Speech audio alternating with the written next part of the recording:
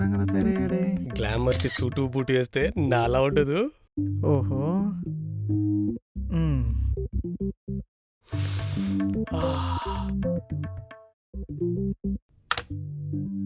Sir, అర్చన madam కోసమా? అవునరా, ఇవాళ తన బర్త్డే. కొంపదీసి ప్రపోజ్ చేస్తున్నారా ఏంటి?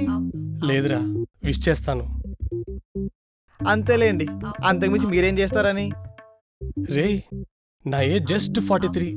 అర్చన కన్నా జస్ట్ 7 ఏళ్ళు పెద్దవాణ్ణి. మా ఇద్దరికి పెద్ద తేడా ఏం లేదురా. తేడా ఏం లేదంటారా?